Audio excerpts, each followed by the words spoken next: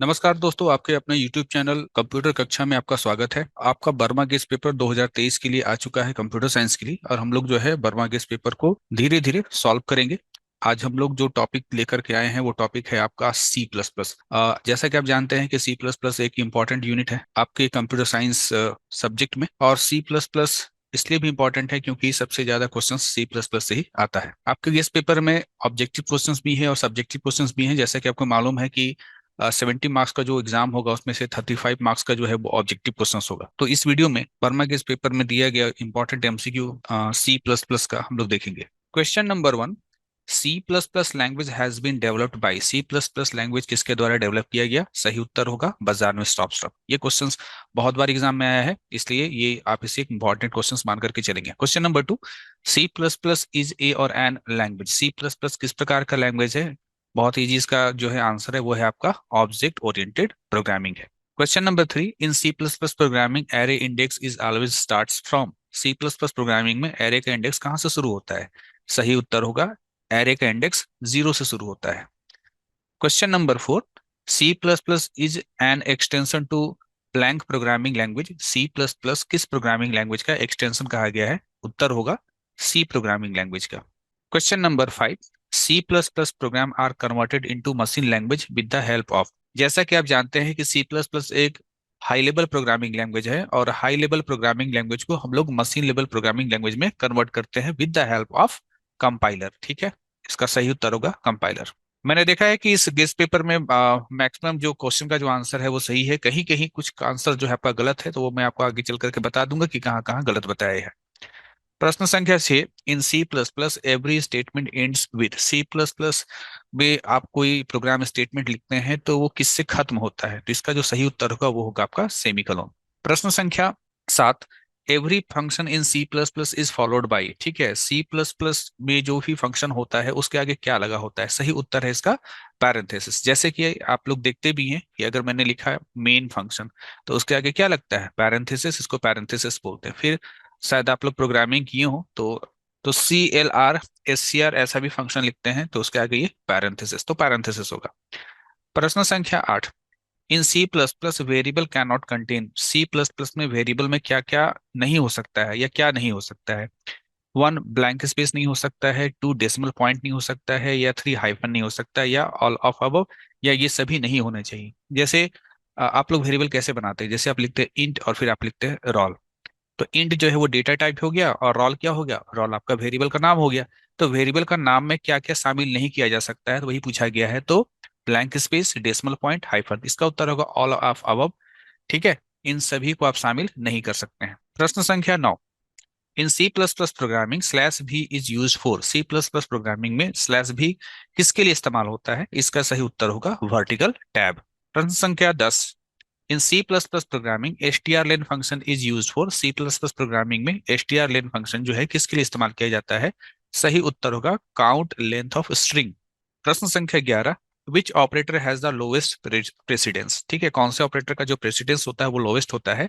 इसका सही उत्तर होगा कॉमा ऑपरेटर। ठीक है, यहाँ पर ये गलत दिया हुआ है, असाइनमेंट नहीं होगा, यहाँ पर होगा आपका कॉमा ऑपरेटर। प्रश्न संख्या 12, the use of break statement in switch statement is optional compulsory to check an error. ठीक है, ब्रेक स्टेटमेंट का इस्तेमाल अगर जब आप करते हैं स्विच में, ठीक है, तो क्या वो ऑप्शनल होता है या कंपलसरी होता है? देखिए, ये डिपेंड करता है क्वेश्चन के रिक्वायरमेंट के आधार पर। क्वेश्चन में अगर रिक्वायरमेंट है तो हम लोग देते हैं, नहीं है तो नहीं देते हैं। तो इस हिसाब से इसका जो सही उत्तर होगा वो होगा ऑप्शनल। ये ऑप्शनल है। प्रश्न संख्या 13, the keyword use to define a structure is.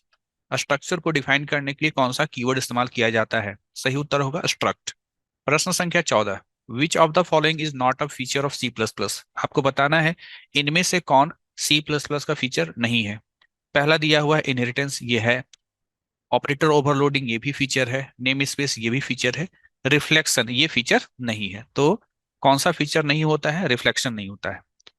प्रश्न संख्या 15, which of the following approach is adapted by C plus plus. C plus plus द्वारा कौन सा अप्रोच को एडेप्ट किया गया है यानी अपनाया गया है? इसका सही उत्तर होगा बॉटम अप अप्रोच। प्रश्न संख्या 16, टोकन इज। टोकन क्या होता है? पहला दिया हुआ कीवर्ड होता है। दूसरा दिया हुआ है smallest unit of a program. तीसरा एन आइडेंटिफायर, या चौथा ऑपरेटर। सही उत्तर होगा smallest unit of a program. आप जानते भी हैं टोकन के डेफिनेशन में लिखा भी जाता है कि smallest unit of program is called token. प्रश्न संख्या 17, मेन इज ए और एन। मेन क्या होता है? इसका सही उत्तर होगा मेन फंक्शन होता है। प्रश्न संख्या 18, while loop checks the condition on. ठीक है, वाइल लूप कंडीशन कहाँ चेक करता है? या प्रश्न को ऐसे भी पूछ सकता है कि the condition on while loop is checked on. While loop में कंडीशन कहाँ चेक करते हैं? ठीक है, तो इसका सही उत्तर होगा टॉप। प्रश्न संख्या 19, while loop is blank controlled loop. ठीक है, वाइल लूप को कौन सा लूप कहते हैं? तो इसका सही उत्तर होगा हम लोगों का एंट्री कंट्रोल्ड लूप। प्रश्न संख्या 20, do while loop checks the condition on. Do while loop condition कहाँ चेक करता है? इसका सही उत्तर होगा बॉटम। ठीक है, बॉटम में। यहाँ पर ये गलत दिया हुआ है, ठीक है, मिडिल नहीं होगा, इसका होगा बॉटम। प्रश्न संख्या 21, फोर लूप इज ए और is a blank control loop. For loop किस प्रकार का लूप है? तो इसका जो उत्तर होगा वो होगा एंट्री कंट्रोल लूप। यहां भी गलत दिया हुआ है, काउंट कंट्रोल लूप नहीं होता है। लूप दो ही प्रकार का होता है, एक होता है एंट्री कंट्रोल लूप और एक होता है एग्जिट कंट्रोल लूप। तो वाइल लूप और फोर लूप जो होता है वो एंट्री कंट्रोल लूप होता है, जबकि डू वाइल जो होता है वो एग्जिट कंट्रोल लूप होता है। तो यहाँ पर फोर लूप का जो उत्तर होगा कि फोर लूप किस प्रकार का लूप है, तो ये होगा एंट्री कंट्रोल लूप। तो यहाँ भी आंसर गलत दिया हुआ है। प्रश्न संख्या 22, सी आउट इज और एन। सी आउट क्या है? वन ऑपरेटर है, टू फंक्शन है, थ्री ऑब्जेक्ट है या फोर मैक्रो है? इसका सही उत्तर होगा सी आउट ऑब्जेक्ट है। ठीक है, यहाँ पर गलत दिया हुआ है कि फंक्शन। फंक्शन नहीं होता है। ठीक है, अगर आप इस चीज को चेक करना चाहते हैं, अगर आपको लग रहा है कि मैं गलत बता रहा हूं, तो आप बुक में जाकर के देखिए, सी आउट के बारे में बताएगा कि वो किस प्रकार का, वो क्या है आखिर। ठीक है, आगे चलते हैं। प्रश्न संख्या 23, an instance of a class is called. Instance of a class क्या कहलाता है? सही उत्तर होगा ऑब्जेक्ट कहलाता है। प्रश्न संख्या 24, ईओएफ है ना, EOF is an acronym of. इसका मतलब ये कह रहा है कि ईओएफ का फुल फॉर्म क्या होता है? तो इसका होता है एंड ऑफ फाइल। प्रश्न संख्या 25, अ कीवर्ड इज। कीवर्ड क्या होता है? इसका सही उत्तर होगा रिजर्व फॉर इंस्ट्रक्शन ओनली, यानी खास कामों के लिए रिजर्व किया गया वर्ड को कीवर्ड बोलते हैं। प्रश्न संख्या 26, एक्सप्रेशन दिया हुआ X is equal to 4 + 2 modulus 2 modulus -8, यानी कह रहा है कि आप इसको सॉल्व कीजिए। X is equal to 4 + 2 modulus -8। ठीक है, तो देखिए यहाँ पर क्या है कि प्लस है ना, जोड़ना है, और मॉडुलस मतलब भाग देना है, तो मॉडुलस का काम पहले होगा। यहाँ मॉडुलस क्या है? मॉडुलस दिया हुआ है 2 मॉडुलस -8। इसका मतलब ये हुआ कि -8 से आप क्या कीजिए, 2 को डिवाइड कीजिए। जाहिर सी बात है, 8 के टेबल में 2 तो आता नहीं है, क्योंकि आपका जो है ना, आप 8 का टेबल पढ़ो तो ये आता नहीं है 2। तो यहाँ पर क्या होगा, 2 रिमाइंडर रह जाएगा। ठीक है, 2 क्या हो जाएगा, 2 रिमाइंडर रह जाएगा। 2 मॉडुलस -8 में क्या हो जाएगा, 2 रिमाइंडर रह जाएगा। तो यहाँ पर हो जाएगा 4, और इससे क्या मिला, रिमाइंडर 2 मिला, तो क्या हो जाएगा 6। तो इसका आंसर क्या होगा, इसका आंसर होगा 6। प्रश्न संख्या 27, blank functions can not use recursion. वो कौन सा फंक्शन है जो रिकर्सन को यूज नहीं करता है? सही उत्तर होगा इनलाइन फंक्शन जो होता है वो रिकर्सन को यूज नहीं करता है। प्रश्न संख्या 28, blank is a way of combining data with function into an object. वो कौन सा तरीका है जिसमें कि है ना, हम लोग डेटा और फंक्शन को आपस में कंबाइन करके ऑब्जेक्ट बनाते हैं? इसका सही उत्तर होगा इनकैप्सुलेशन। प्रश्न संख्या 29, विच of the following concept provides facility of using object of one class inside another class. एक क्लास के अंदर हम किसी दूसरे क्लास का ऑब्जेक्ट इस्तेमाल करें, ये कौन सा कंसेप्ट कहलाता है? इसका सही उत्तर होगा कॉम्पोजिशन। इनकैप्सुलेशन नहीं होगा, ठीक है, कंपोजिशन होगा, ये याद रखना। प्रश्न संख्या 30, which of the following is allowed in C plus plus arithmetic. C plus plus arithmetic में कौन सा अलाउड है? यहाँ पर देखिए 3 प्रकार का आपका ब्रैकेट दिया हुआ है, तो ये जो तीसरा नंबर है ना, पैरेंथेसिस, ये इस्तेमाल होता है। दरअसल कह ये रहा है कि अगर मान लीजिए आपको लिखना है 2 + 3, ठीक है, तो कौन सा ब्रैकेट इस्तेमाल होता है? तो ये इस्तेमाल होता है, ठीक है, सी प्लस प्लस में। आप साधारण गणित पढ़ते हैं, ठीक है, तो ये भी आप इस्तेमाल करते थे, ये भी इस्तेमाल करते थे और ये भी इस्तेमाल करते थे, लेकिन सी प्लस प्लस में कोई अर्थमेटिक एक्सप्रेशन अगर आप लिखते हैं तो वहां पर जो है केवल पैरेंथेसिस इसका इस्तेमाल करते हैं। प्रश्न संख्या 31, a member function can be declared static if it does not access blank member.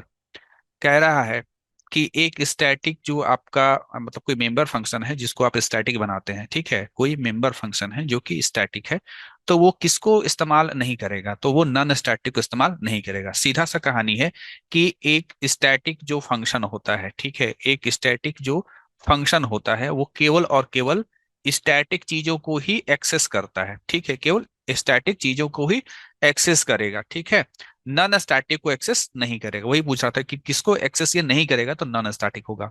प्रश्न संख्या 32, अ member function that is automatically invoked at the of time object declaration is called. कहता है कि वो मेंबर फंक्शन जो ऑटोमेटिकली कॉल होता है जब ऑब्जेक्ट को डिक्लेयर किया जाता है, क्या कहलाता है? सही उत्तर होगा कंस्ट्रक्टर फंक्शन कहलाता है। प्रश्न संख्या 33, a character variable can at a time store. एक कैरेक्टर वेरिएबल जो है एक वक्त में कितना जो है स्टोर कर सकता है कैरेक्टर। ठीक है, तो जाहिर सी बात है एक कैरेक्टर वेरिएबल जो है वो एक ही कैरेक्टर को स्टोर करता है एक टाइम पर। प्रश्न संख्या 34, in object oriented programming by wrapping up characteristics and behaviour into one unit we achieve. कहता है कि ऑब्जेक्ट ओरिएंटेड प्रोग्रामिंग में आप किसी चीज का या किसी ऑब्जेक्ट का कैरेक्टरिस्टिक्स और बिहेवियर को आप जो है रैप करते हैं तो आप क्या अचीव करते हैं? इसका उत्तर होगा डेटा इनकैप्सुलेशन को आप अचीव करते हैं। प्रश्न संख्या 35, in protected inheritance public data member of base class will be treated in a as. कह रहा है प्रोटेक्टेड इनहेरिटेंस में बेस क्लास का पब्लिक डेटा मेंबर को डिराइव क्लास में कैसे इस्तेमाल किया जाता है? इसका सही उत्तर होगा प्रोटेक्टेड इनहेरिटेंस में पब्लिक जो डेटा मेंबर होता है वो प्रोटेक्टेड होता है। तो आपका यहाँ पर भी आंसर गलत दिया हुआ है, पब्लिक नहीं होता है, प्रोटेक्टेड होता है। प्रश्न संख्या 36, in private inheritance a protected data member of base class will be treated in a as. Private inheritance में प्रोटेक्टेड डेटा मेंबर क्या होता है? तो देखिए प्राइवेट इनहेरिटेंस का मतलब होता है सब चीज प्राइवेट कर दो। ठीक है, तो इसका उत्तर क्या होगा? इसका उत्तर होगा प्राइवेट। प्रश्न संख्या 37, विच of the following is not a member of class. बताना है कि इसमें से कौन सा जो है वो क्लास का मेंबर नहीं है। तो इसका उत्तर होगा फ्रेंड फंक्शन जो होता है वो क्लास का मेंबर नहीं होता है। प्रश्न संख्या 38, ठीक है 38, which of the following library function below by default aborts the program. वो कौन सा लाइब्रेरी फंक्शन है जो कि प्रोग्राम से आपको सीधे बाहर कर देता है? अबॉर्ट द प्रोग्राम का मतलब होता है कि जैसे ही आप उस फंक्शन के पास पहुंचेंगे वो फंक्शन आपको प्रोग्राम से बाहर कर देगा। तो उसका उत्तर होगा यहाँ पर एग्जिट फंक्शन। प्रश्न संख्या 39, a member function that is automatically invoked at the time of object declaration is called as. ये क्वेश्चन अभी कुछ देर पहले हम लोगों ने किया पढ़ा था कि कोई ऐसा मेंबर फंक्शन जो ऑटोमेटिकली इन्वोक होता है, यानी वो मेंबर फंक्शन ऑटोमेटिकली कॉल होता है जब ऑब्जेक्ट का डिक्लेरेशन होता है, उसको हम लोग कंस्ट्रक्टर कहते हैं। दरअसल ये कंस्ट्रक्टर फंक्शन का डेफिनेशन है। अगर एग्जाम में पूछे कि कंस्ट्रक्टर फंक्शन का डेफिनेशन क्या है तो आप ये लाइन लिख दीजिएगा, वो आपका कंस्ट्रक्टर फंक्शन का डेफिनेशन हो जाएगा। प्रश्न संख्या 40, header files have the file extension. Header file का फाइल एक्सटेंशन क्या होता है? डॉट एच होता है। ठीक है। प्रश्न संख्या 41, to define user defined data type we use the keyword. User defined data type है ना, अगर आप उसको डिफाइन करना चाहते हैं, define user defined data type, कौन सा कीवर्ड का इस्तेमाल करेंगे? इनम का इस्तेमाल करेंगे। प्रश्न संख्या 42, विच of the following is an abstract data type. ठीक है, तो इसको एकदम रट लेना है। ठीक है, एब्स्ट्रैक्ट डेटा टाइप हम क्लास को बोलते हैं। आगे बताया गया है 43 नंबर क्वेश्चन है कि the minimum value that N integer constant can have. एक इंटीजर जो आपका कांस्टेंट है ना, जैसे हम लोग यहाँ पर ये कहें कि मान लीजिए इंट ए मैंने लिखा, तो ए में क्या स्टोर कर सकते हैं? 10 स्टोर कर सकते हैं, 20 स्टोर कर सकते हैं, 300 स्टोर कर सकते हैं, क्या स्टोर कर सकते हैं? ठीक है, तो यहाँ पर आपको बताना मिनिमम क्या स्टोर कर सकते हैं। क्या -2 स्टोर कर सकते हैं? क्या -300 स्टोर कर सकते हैं? तो सबसे मिनिमम जो वैल्यू स्टोर हो सकता है आपका इंटीजर वेरिएबल में, वो इंटीजर कांस्टेंट कौन होगा? तो वो होगा आपका यहाँ पर -32,768। उसी तरह से क्वेश्चन पूछा है 44 में कि the maximum value that N integer constant can have is. किसी इंटीजर कांस्टेंट जिसको कि हम किसी इंटीजर वेरिएबल में स्टोर कर सकते हैं, तो मैक्सिमम वैल्यू क्या होगा? तो उसका सही उत्तर होगा 32,768।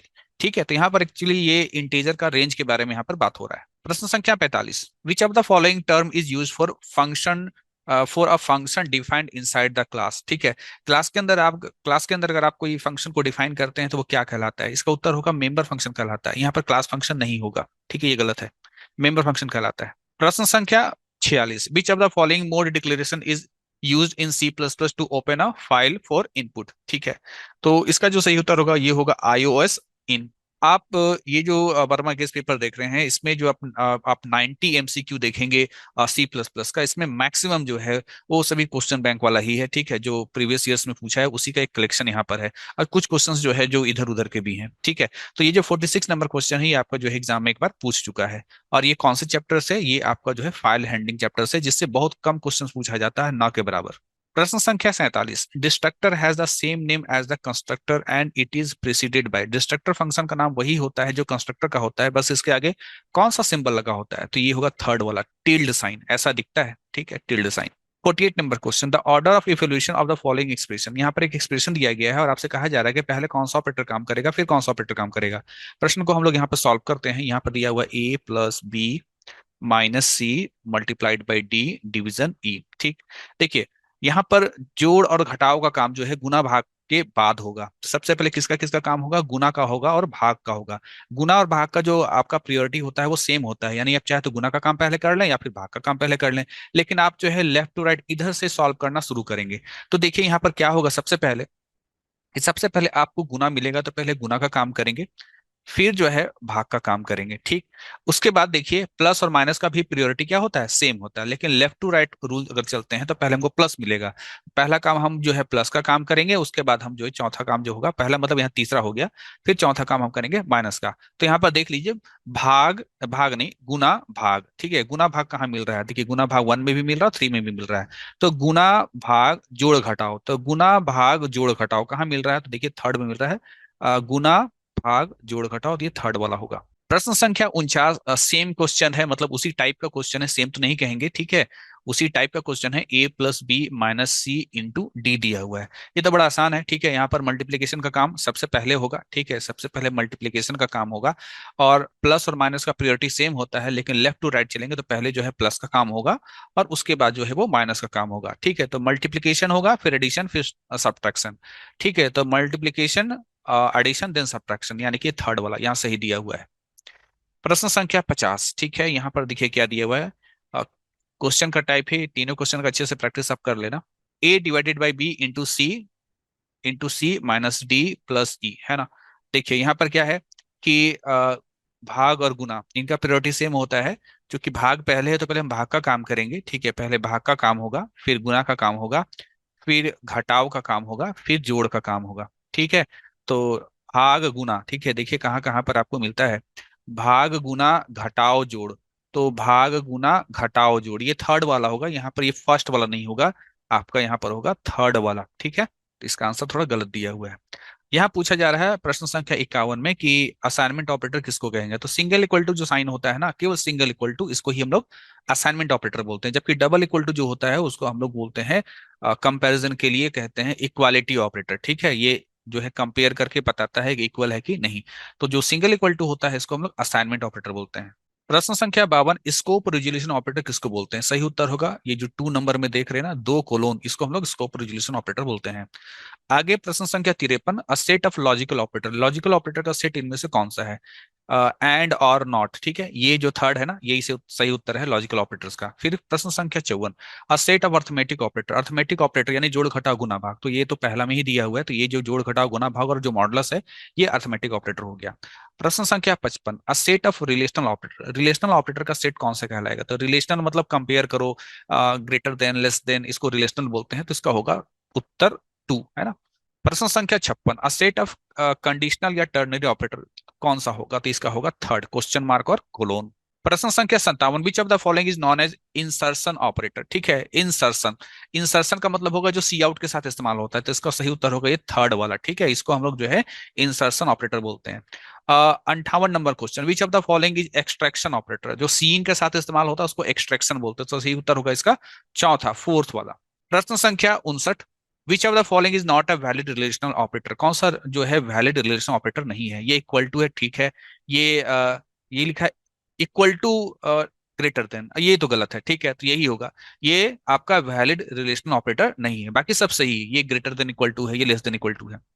आगे बात करते हैं प्रश्न संख्या 60, the structure definition and with, structure का डिफिनेशन किससे खत्म होता है, तो इसका सही उत्तर होगा सेमीकोलन से। जैसे आप लोग जो है स्ट्रक्ट अगर आप लिखते हैं, स्ट्रक्ट एबीसी, एबीसी नाम का कोई स्ट्रक्चर बनाते हैं, आप इसमें कोड लिखते हैं, फिर बंद करते हो, लास्ट में क्या लगाते हैं, सेमीकोलन लगाते हैं। ठीक है, तो स्ट्रक्चर का जो डेफिनेशन है वो सेमीकोलन से एंड होता है। प्रश्न संख्या 61, विच of the following is the symbol of and operator, and operator का सिंबल कौन सा होगा, तो ये पहला वाला होगा, ठीक है, दो एंड। प्रश्न संख्या 62, विच of the following is the symbol for और ऑपरेटर, और ऑपरेटर का सिंबल कौन सा होगा, ये 2 नंबर जो दिया है ये, यानी ये जो दो आप वर्टिकल लाइन देख रहे हैं ना, ये और ऑपरेटर का इस्तेमाल होता है। प्रश्न संख्या 63, विच of the following is the symbol of the not operator, not operator का सिंबल कौन सा होगा, ये थर्ड वाला, एक्सक्लामेशन का जो साइन होता है। प्रश्न संख्या 64, which of the following is output statement in C plus plus, C plus plus में इनमें से आप किसे आउटपुट स्टेटमेंट कहेंगे, ठीक है, तो इसका सही उत्तर होगा सी आउट। प्रश्न संख्या 65, how many times is a do while loop guaranteed to to loop, ठीक है, यहाँ पर प्रश्न ये कह रहा है कि डू वाइल लूप में कितनी बार की गारंटी है कि आपका लूप का बॉडी चलेगा, ठीक है, या लूप चलेगा या लूप का बॉडी चलेगा, ठीक है, डू वाइल लूप में। तो इसका सही उत्तर होगा ये कम से कम एक बार जो है आपका डू वाइल लूप का बॉडी चलेगा ही चलेगा, भले ही उसका कंडीशन पहली बार फॉल्स क्यों ना हो। प्रश्न संख्या 66, to calculate reminder in C plus plus we use C plus plus में रिमाइंडर कैलकुलेट करने के लिए कौन सा ऑपरेटर का इस्तेमाल करते हैं? इसका सही उत्तर होगा मॉडुलस। प्रश्न संख्या 67, ठीक है, 67, escape sequence character back slash zero यानी null occupies blank amount of memory. आपका स्केप सीक्वेंस जो कैरेक्टर होता है वो कितना मेमोरी ऑक्युपाई करता है ना? तो इसका जो सही उत्तर होगा वो होगा आपका 1 यानी 1 बाइट। प्रश्न संख्या 68, to increase the value of C by one which of the following statement is wrong. यहाँ पर यह कह रहा है कि मान लीजिए आपके पास जो है एक सी नाम का वेरिएबल है, ठीक है, और सी का वेरिएबल है और सी में मान लीजिए कि 10 स्टोर है और हम लोग चाहते हैं कि सी का वैल्यू एक बढ़ जाए। तो इसके लिए कौन सा जो यहाँ पर स्टेटमेंट है जो कि रॉन्ग है, यानी एक रॉन्ग है बाकी तीन सही है। तो देखिए सी प्लस प्लस का मतलब ही होता है एक बढ़ाना, ठीक है, उस वेरिएबल में सी का वैल्यू को एक बढ़ा देना। C is equal to c plus one, इसका मतलब ही यही होता है कि सी का नया वैल्यू बराबर सी का पुराना वैल्यू प्लस वन। और अगर यहाँ पर लिखा हुआ है सी प्लस इक्वल टू वन, तो इसका मतलब ही होता है कि सी का वैल्यू में वन का अपडेट कर देना। तो जो रॉन्ग है वो यहाँ पर ये वाला है, सी plus one is equal to greater than c, ये तो बिल्कुल रॉन्ग है, ठीक है।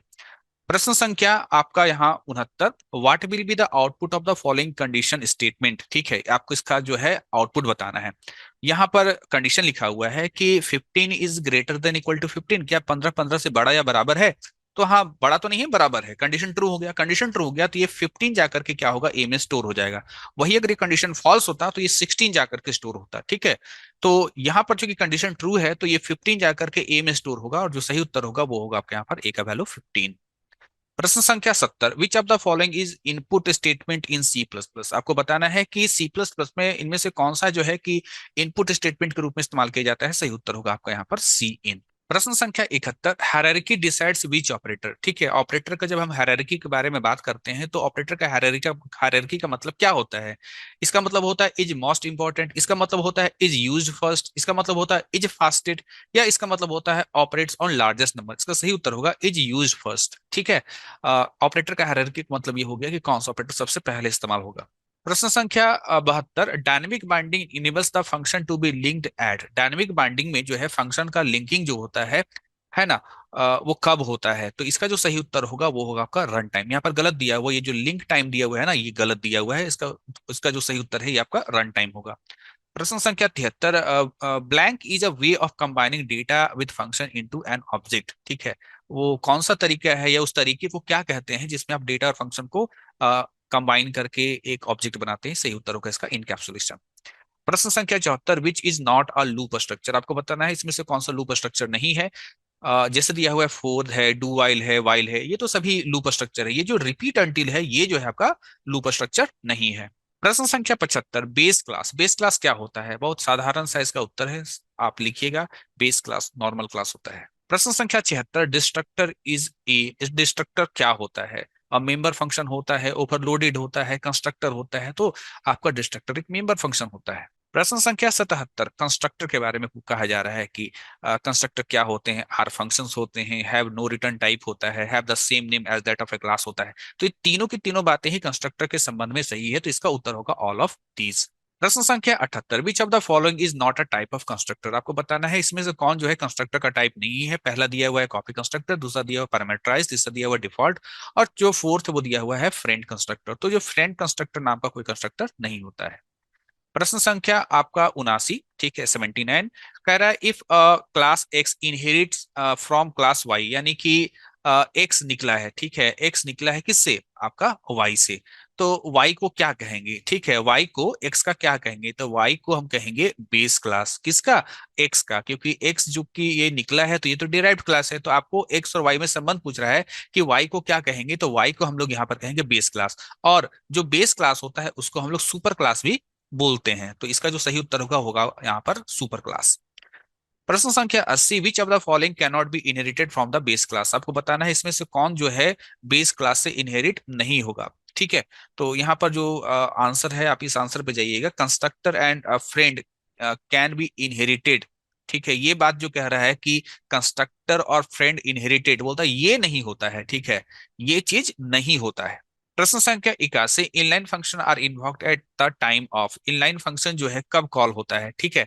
तो इसका जो सही उत्तर होगा ये होगा यहाँ पर कंपाइल टाइम। 82 नंबर क्वेश्चन है, which of the following concept means wrapping up of data and function together. ये क्वेश्चन इतनी बार भी पूछ चुका है, ठीक है। इनकैप्सुलेशन होगा। रैपिंग जहां पर वर्ड आता है ना, तुरंत हम समझ जाते हैं डेटा और फंक्शन को कंबाइन करना, उसको रैप करना इनकैप्सुलेशन कहलाता है। प्रश्न संख्या 83, which of the following type of a class allow only one object of it to be created. कहता है वो कौन सा क्लास है जिसमें एक ऑब्जेक्ट बनाने का अनुमति होता है, उसको हम लोग सिंगल टोन क्लास बोलते हैं। प्रश्न संख्या 84, which of the following concept means determining at run time what method to invoke. ठीक है, यहाँ पर कह रहा है कि वो कौन सा कंसेप्ट है जो कि हम लोग का रन टाइम में इस्तेमाल होता है, यानी रन टाइम से संबंधित कौन सा कंसेप्ट यहाँ पर है। तो इसका सही उत्तर होगा डायनेमिक बाइंडिंग। प्रश्न संख्या 85, an enumerated data type brings together a group of. जो इन्यूमरेटेड डेटा टाइप होता है वो किन चीजों को एक साथ ग्रुप करता है, तो इसका सही सही उत्तर होगा आपका यहाँ पर कांस्टेंट वैल्यूज को। प्रश्न संख्या 86, an inline function is. Inline function क्या होता है। यहाँ पर अगर हम देखें तो ये जितनी भी बातें हैं ये सभी इनलाइन के संबंध में सही है, लेकिन आपके गेस पेपर में कह दिया है कि पहला वाला सही होगा, जबकि मेरा अगर ओपिनियन कर ले तो मैं कहूंगा फोर ऑल ऑफ डीज होगा। क्योंकि आप बुक में भी जाकर के पढ़ेंगे तो ये चारों बात जो है इनलाइन के बारे में कहा गया है। प्रश्न संख्या 87, structure brings together a group of. Structure किन चीजों को ग्रुप करता है, तो इसका जो सही उत्तर होगा वो होगा related data items and variable. ठीक है, आपस में संबंधित जो आइटम्स हैं, जो वेरिएबल्स है, उसको ग्रुप करता है। प्रश्न संख्या 88, अब floating point number contains. Floating point number में क्या क्या होता है, इसका सही उत्तर होगा both integral and fractional part. जैसे अगर मैंने लिख दिया 8.2, तो ये 8 जो है ये इंटीग्रल पार्ट कहलाएगा, 2 जो है वो फ्लोटिंग पार्ट कहलाएगा या फ्रैक्शनल पार्ट कहलाएगा। प्रश्न संख्या 89, if a class X needs to be derived from class Y, यानी वाई से एक क्लास एक्स को निकलना है, तो ये तो बेस क्लास हो गया और ये एक्स क्या हो गया, ये डिराइव्ड क्लास हो गया। Which of the following way is correct to do so. तो वो कौन सा कोड है जो इसके संबंध में सही है कि वाई बेस क्लास से और उससे एक्स नाम का डिराइव क्लास निकल रहा है। तो यहाँ पर क्या है, सबसे पहले कि क्लास लिखना रहता है, फिर डिराइव क्लास का नाम लिखना होता है, तो क्लास लिख के डिराइव क्लास का नाम एक्स, फिर क्लोन, फिर विजिबिलिटी मोड के रूप में यहाँ पर या तो पब्लिक, प्राइवेट, प्रोटेक्टेड, तीनों में से कुछ भी हो सकता है, फिर हम लोग बेस क्लास का नाम लिखते हैं। तो इसका सही उत्तर होगा पहला वाला। प्रश्न संख्या 90, विच of the following statement is correct. ये पॉइंटर के संबंध में कह रहा है कि base class pointer can not point two, pointer can not point two base class. तो इसका जो है आप इसके इस आंसर पे लेकर के जाइएगा, ठीक है। Pointer can not point two the base class, ये क्वेश्चन उतना इंपॉर्टेंट नहीं है, ठीक है, क्योंकि पॉइंटर और फिर पॉइंटर को लेकर के इनहेरिटेंस, ये दो चैप्टर का कॉम्बिनेशन है, तो इतना टफ सवाल जो है आपके एग्जाम में नहीं आएगा। तो हमने इस अकेले इस वीडियो में टोटल 90 एमसीक्यू खत्म कर लिया है बर्मा गेस पेपर से, ठीक है। और इस 90 में से आप मान के चलिए कि लगभग 10, ठीक है, मेरा अंदाजा है, ठीक है, लगभग 10 जो है वो 10 मार्क्स का जो है एमसीक्यू यहाँ से कवर हो जाता है, ठीक है। 10 मार्क्स का मेरे अंदाजे से कम 10 मार्क्स का एमसीक्यू इससे जो है आपका आने का पूरा चांसेस है। तो ये जितना भी आपको एमसीक्यू बताया है, अच्छे तरीके से तैयारी कीजिएगा। बीच बीच में बहुत सारा गलत भी आंसर दिया हुआ है, तो उसको सुधार लीजिएगा। और मैं कोशिश करूंगा कि ये जो है इसका जो पीडीएफ है वो आपके टेलीग्राम चैनल पे डाल दूं, जो भी झारखंड एजुकेशन है उसमें, ठीक है। क्योंकि मेरे पास भी ये कंप्लीट इस गेस पेपर का पीडीएफ नहीं है, मुझे मुझे जो है स्टूडेंट्स को पेजेस स्कैन करके भेजे हैं, स्कैन नहीं बेसिकली फोटोग्राफ्स ही भेजे हैं, तो उसके अनुसार जैसे जैसे मेरे पास आ रहा है वैसे वैसे आपको यहाँ पर दिया जा रहा है, ठीक है। और बहुत सारे स्टूडेंट का कमेंट भी था कि सर शर्मा गेस पेपर, तो देखिए मेरे पास कोई अवेलेबल नहीं है। जो स्टूडेंट्स के पास से मेरे पास आता है, जिनका जो नीड होता है, जो अपना प्रॉब्लम बताते हैं, उसके सॉल्यूशन के अनुसार से आपका वीडियोस बनता है और फिर आपके पास जो है जाता है। और वो तब भी बनता है जब मेरे पास समय होता है। तो फिलहाल ये 90 एमसीक्यू का अच्छे तरीके से तैयारी कीजिए। अब कोशिश रहेगा कि सारा एमसीक्यू हम लोग वर्मा गेस से, और वर्मा गेस में और भी जो प्रोग्रामिंग वगैरह हो गया या फिर एसक्यूएल टेबल्स हो गया, हम लोग सारा क्वेश्चंस को करेंगे, ठीक है, विद इन जब तक एग्जाम के आते आते तक में। मिलते हैं नेक्स्ट वीडियो में, तब तक के लिए थैंक यू।